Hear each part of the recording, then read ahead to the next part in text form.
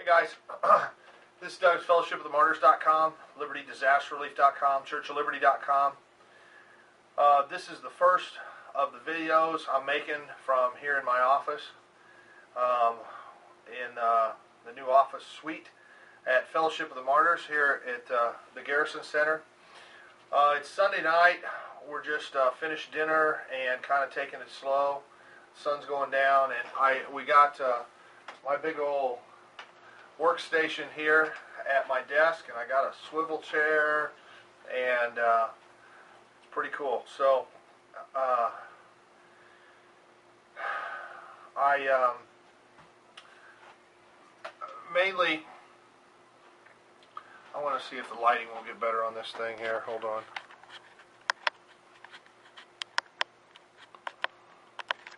That's better. I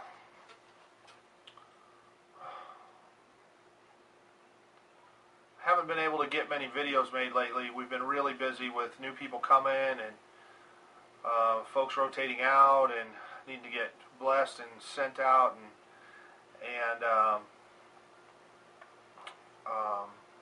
rearranging here in the building and moving into the new office and everything else.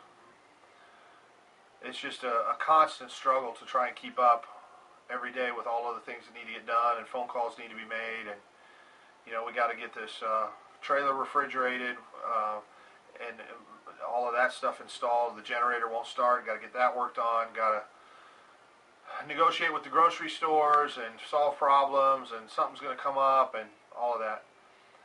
And we got a van donated, but it's got some kind of engine problem. We got to try and figure out who can work on it, or figure out what the problem is, or pray about what to do with it, or whatever. It's getting real hard for me to answer all of the YouTube messages and emails, and if I have neglected you, I'm really sorry. I do read everything, and I do pray for people, but sometimes I'll look up and I'm already 100 messages deep on YouTube. I'm having to turn the comments off on most of the videos because there's just no way. I'll leave them on for a few weeks, let people comment, and then turn them off because there's just no way I can keep up with 700 videos. And now that we got the office and some people that want to step up and kind of help answer the phone or handle problems, help with emails and stuff like that, that's great. But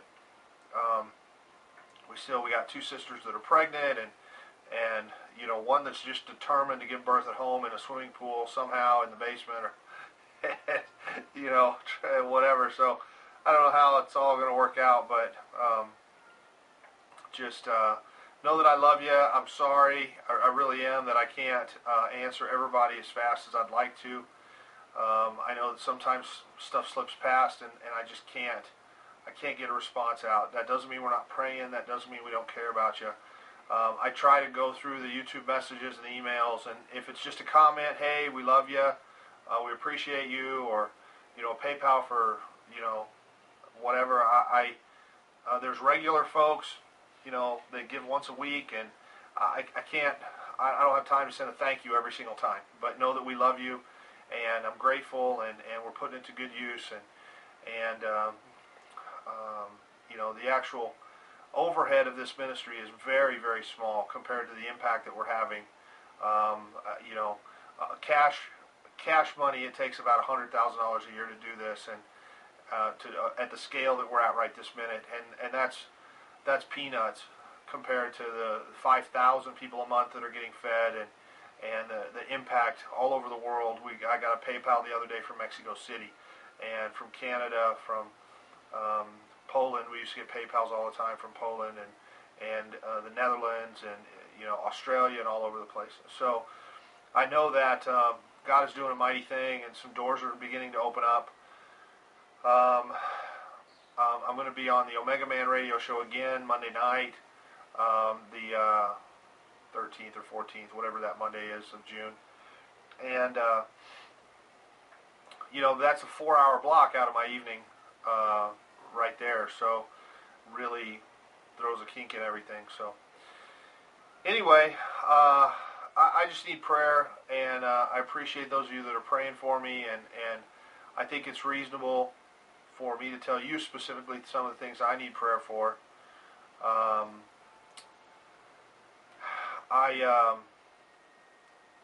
for about the last 6 or 7 years, the Lord had me fast a lot. I mean, like 200 days out of the year without food or water.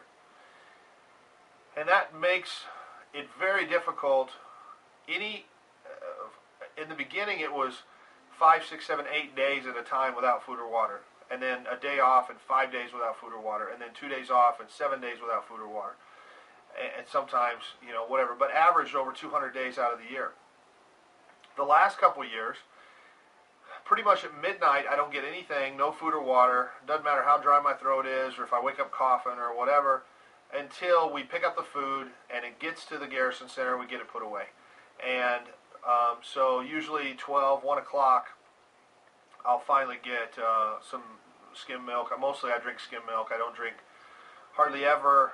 As a treat, maybe once in a while I'll have a soda, a root beer or something like that, but I don't drink coffee. I don't drink maybe an iced tea once in a while, but I don't really have caffeine. I don't really eat sugar and candy and desserts very much, and it's just that my body has been so trained to expect to fast that it won't let go of anything. So it's very difficult to lose weight. The last couple, 2-3 months, the Lord's been having me go to the gym. But it's really just practically impossible to go every day because my schedule just doesn't allow. So I end up 3, 4, 5 days a week at the very most that I can get to the gym. They close, for example, today they close at 5 o'clock on Sunday, so I can't get anything done. I've got to be back here for dinner and prayer meeting and stuff. So anyway, I was talking to some guys at the gym and about, weight loss and getting your metabolism to speed up and eating lots of small meals. I'm like, dude, I fast without food or water 200 days out of the year. They're like, we have no idea what that would do to your metabolism and slow it down and teach it to just store everything because it doesn't know when you're going to be on a hunger strike again. But that's insane. And I'm like, yeah, not only that, but I go from midnight until 1 o'clock without any food or water. Then I get a tiny meal. And then at like usually 9, 10 o'clock at night, I'll have some kind of decent meal and then go to bed. Like, that's crazy. That's the exact backwards of what any dietitian would ever tell you to do. I'm like, I know.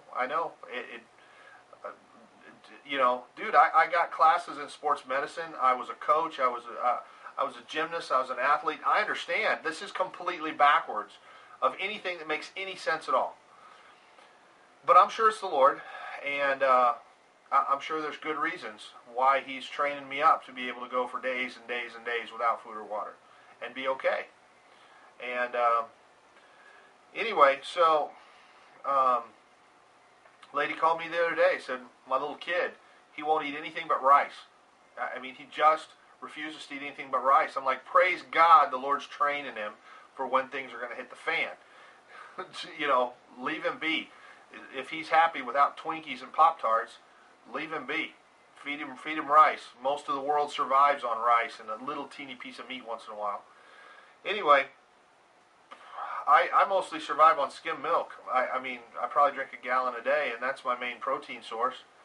And, no fat, low sugars, low sodium, but try and get as good a milk as I can, but without growth hormones and all the other junk that's in there. But I need prayer that I would rest better, that I would get more rest with less sleep, I guess, because it's getting harder and harder.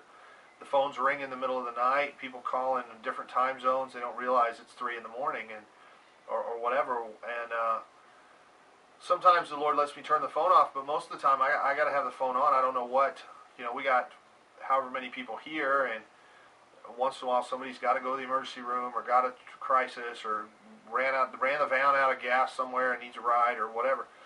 So there's just lots to juggle all the time, and the Lord is sending help that can handle some of that stuff so I don't have to. Folks that can take care of dinner so I don't have to make dinner for everybody or throw pizzas in the oven or whatever. Usually we just put out a deli tray and there's dinner, God bless you. But tonight Jenny made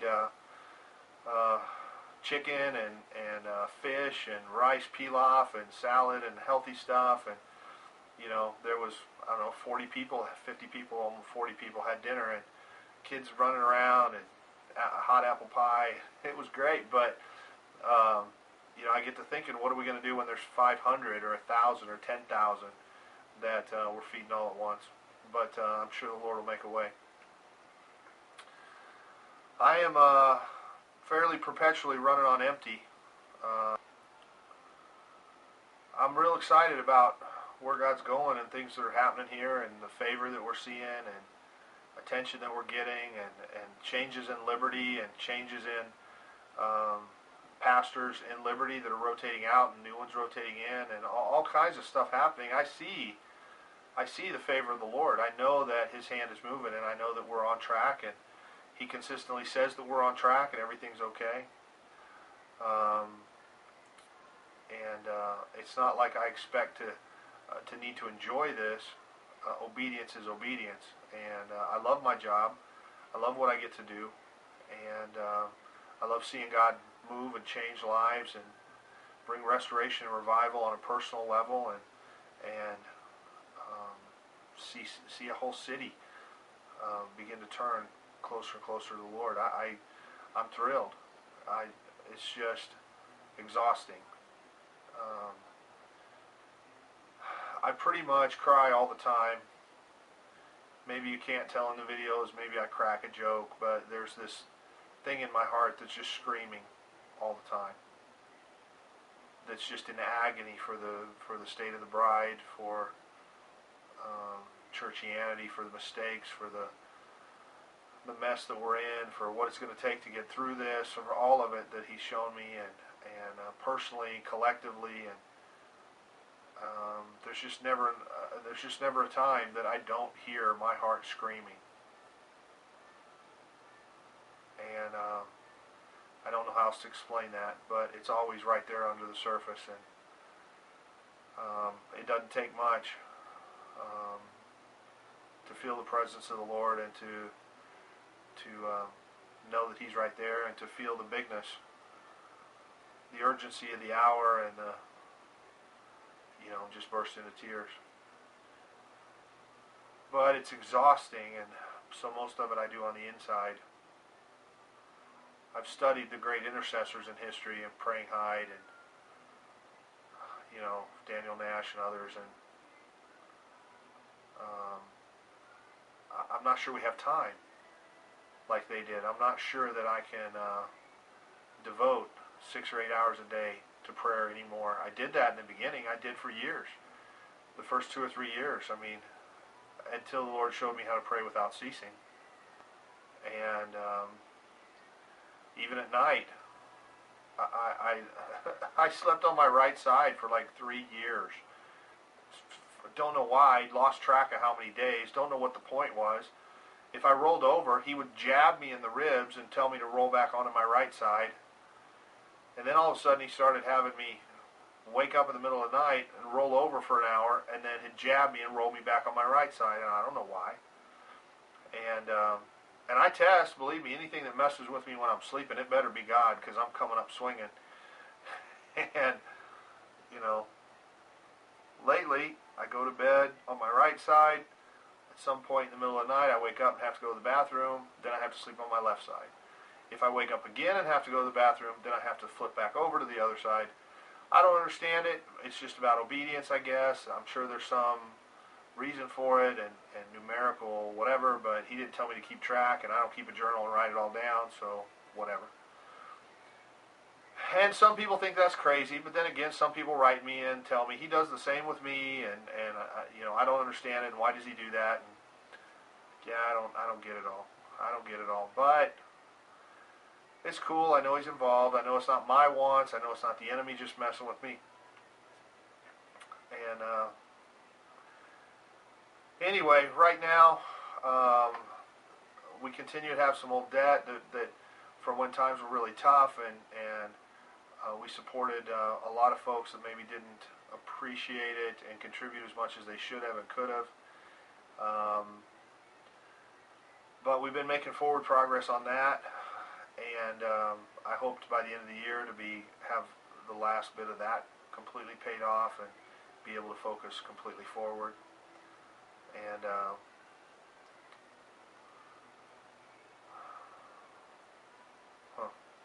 it reminds me at the furniture store, right before things really hit the fan and I gave it to God and then He crushed it, we had started a program called Focus Forward with the employees, where I really wanted them to just see the big picture, see where we were going, and keep their eyes on that and not get distracted too much with the everyday and the details and this and that. And Focus Forward is, I think, an important theme this time as we're looking at tribulation and persecution and suffering and whatever else is coming, pestilence, disease, FEMA camps, all of it. We've got to focus past those things to the big picture, to the really, really big picture, where you're just standing alone in judgment before a mighty God. And then you're going to have to go back and explain everything, and He's going to run back the replay of your whole life. And, you know, I don't know about you, but I don't want that to last a minute more than absolutely necessary. And excuse me, so I don't want to grieve Him one more time more than I already have all of my life. So when we keep that in mind, then the daily little thises and that's, and she stole my sweatshirt, and she's wearing my shoes without permission, and who took my Worcestershire sauce and whatever. None of that stuff really matters. None of it really matters. Even my wife took off and had whatever thinks I'm Satan, and none of that really matters either. We've still got to keep our eyes on the prize, and Jesus Christ is the prize, and eternal life and salvation and obedience is more important than anything else. So all the little stuff between here and there, we just need to rejoice, handle it as much like Jesus as we can, so that we don't add more fuel to the fire, more scar tissue for whipping Him again, and keep our eyes on that moment when we'll all stand in judgment and have to answer for all of this. Every idle word. Anyway, so mainly right now, physically, I've just been sore all over. Some of it may have to do with the schedule, not getting enough sleep, and I don't think it has to do with going to the gym, because I'm not. It's not those kind of muscle groups, and maybe just getting old and bearing the weight of everything that I have to carry. I know that I've aged some disproportionately in the last 7 years than maybe I would have running a furniture store, and I could go get some, Just for Men dye and dye my beard and look a lot younger. I'm going to be 44 this August. My dad's beard was almost all white before his hair on top started turning gray. I got a little streak here, but not much. Not that I care, not that it matters. But I'm definitely tired. I only got 5 or 6 hours of sleep last night. Right away at Sunday mornings, I usually get to sleep in a little bit and then take the bread and food to various congregations so they can distribute it out. But 8 o'clock, they start coming. Can I use the van? Can I borrow $10? Can I,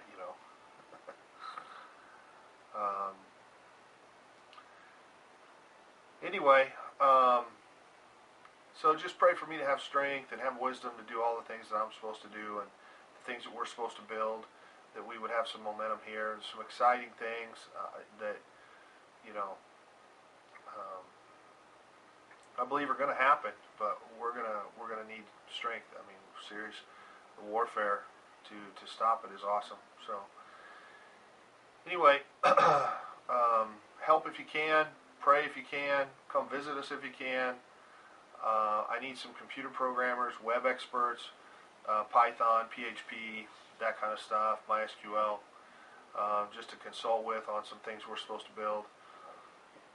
I need a Unix, Linux type programmer guy, somebody that's good with the smartphone apps that could consult with if any of you are qualified there.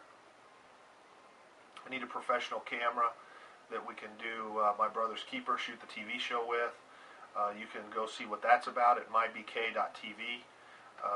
Pastor Barron, the biker pastor, and I are supposed to do a sort of a hidden camera show to hold the church accountable and see, are you really being your brother's keeper? The theme of the show is kind of what would happen if we sent homeless guys with hidden cameras into megachurches. How would they be treated? Because James says, the book of James says, if a rich man comes in, you sit him in a place of honor, and a poor man comes in, you tell him to sit in the back. You don't know God. That if you don't love the poor, the love of God is not in you. So, how would somebody be treated going into Lakewood at Joel Osteen's place or Crystal Cathedral or someplace else that was really dirty and smelly and Barron went one time to Lakewood in full motorcycle leathers, biker gang apparel, ride a big old hog, and couldn't even make it into the building before they had him ejected and called the police on him. And he just wanted to go to church. And so I wonder, what if we highlight the little ministries that are doing a great job, like the Jonah Project and Streetscape Ministries and Liberty Disaster Relief and Hope Outreach and other folks that I know that are out there doing the hard work of the gospel for pennies, barely surviving, scraping everything together, holes in their shoes. What if we stand them side to side with some of the mega ministries like Benny Hinn and Creflo Dollar and see how well do you really handle, how well do you really love, or are you embarrassed to have somebody come in there that clearly looks like they don't belong and they can't afford to tithe and buy you a new Bentley? So, and what if we took the same guy, dressed him up, and sent him in, and then dressed him down and sent him in, and see how you handle him different?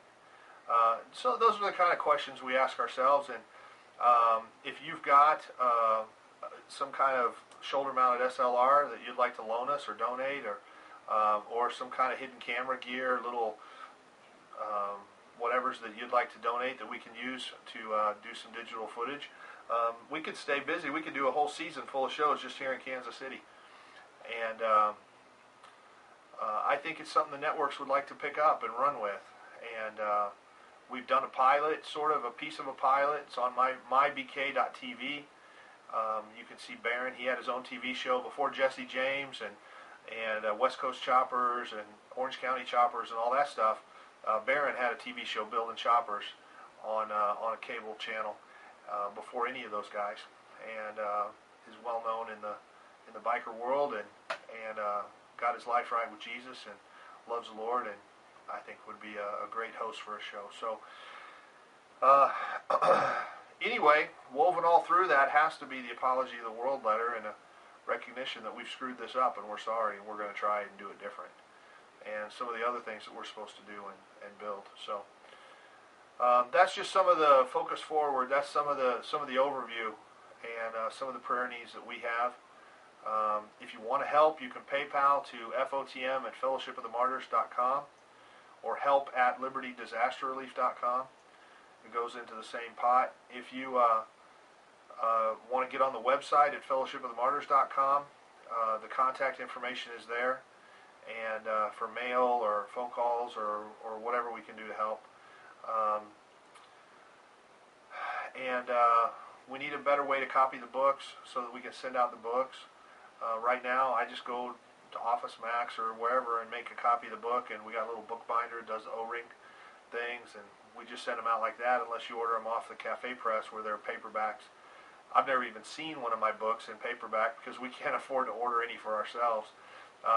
So we just make copies and give them away if they don't want the digital PDF files. Anyway, just continue to pray for us. This is heavy lifting. It really is. I get calls every day. People want to get free. People abused by the church, hurt by pastors, hurt by this or that ministry that I've spoken out against before, and they're so grateful to find somebody that'll hear them out. people that want to share their dreams and visions and experiences with demons with me, and finally find somebody that's not going to treat them like they're crazy and wants to medicate them. And just a lot of people draining my cup, and I'm okay with it. The Lord's faithful. Sometimes He has you run on empty so that it's faith that gets you through, not strength, and certainly not your own strength. And I get it, and that's okay, and He's always been faithful to provide what I need. So, anyway, love you guys. Thank you for your prayers, your support, and your encouragement. I continue to believe that there's folks out there that are supposed to be here, that have been putting it off, and that will finally get it together. Right this minute, we have a young man bicycling here from Florida, and a young man that called me today that's planning on bicycling here from New York. Okay, that's like 1,500, 1,600 miles or something, and he doesn't have any money, doesn't have any other way to get here, and plans on being here for a while. And we had one hitchhike from California a few weeks ago, and he made it in like 3 or 4 days. So I know the Lord can grease it down and help him out. We had one come on foot, hitchhiked from Illinois. And so I hardly see how somebody has an excuse if God's telling them to come, how they shouldn't just trust that He'd get them here. But the phone's ringing. Anyway, God bless you. Thank you for listening. And welcome to the new office. I'm going to get some better lighting in here and probably start making more videos from here instead of the bedroom at the house. But wherever the Lord leads, we'll do what we got to do. Anyway, God bless you. Love you. Please just continue to pray for us, and know that we love you. And whether, no matter what, we love you. Thanks for listening. Check out the website, fellowshipofthemartyrs.com, libertydisasterrelief.com. And if I don't see you here, I'll see you later in the New Jerusalem. Bye.